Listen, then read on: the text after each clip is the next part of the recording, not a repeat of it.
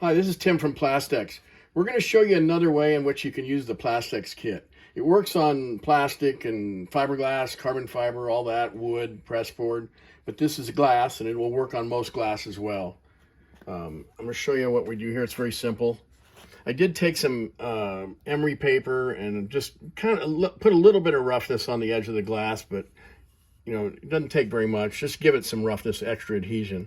I'm going to take the liquid here. And just, you don't have to worry about it running down the side. That all wipes off afterwards. I'm going to put some liquid on here first. And then I'm going to take some powder and just sprinkle on the top here. Just on that edge. It will waste a little bit of it, but just put it on there. The liquid kind of helps hold the... And then I'm going to go ahead and put some more Plastex liquid on here. And a powder will kind of help hold that on there in place. Now we're using clear. It'll be a little bit cloudy, and of course you're going to see the crack line on there, but these lights are no longer available. And there's a whole, we have a whole set of them, so you won't really see it anyway. And we're just going to take this and place it right in place, just like that. And kind of clamp it down. Normally with Plastex you do not have to clamp it, but in this case you need to really just for at least a couple minutes just hold it. And we'll just go ahead and I'll hold this and then we'll come back to it after it's done here.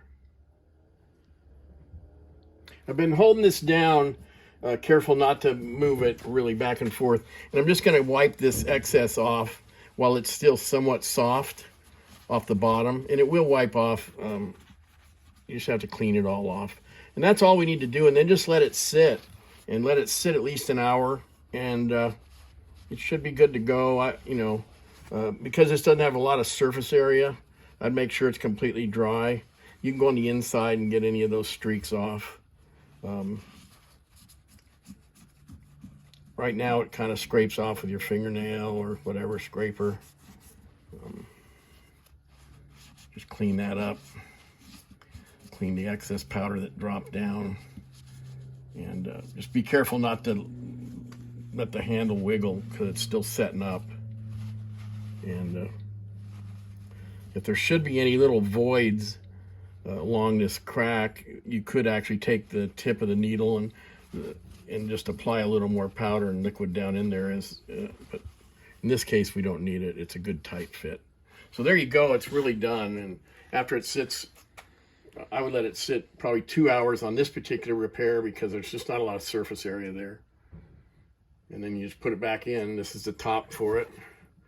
And that's all it takes.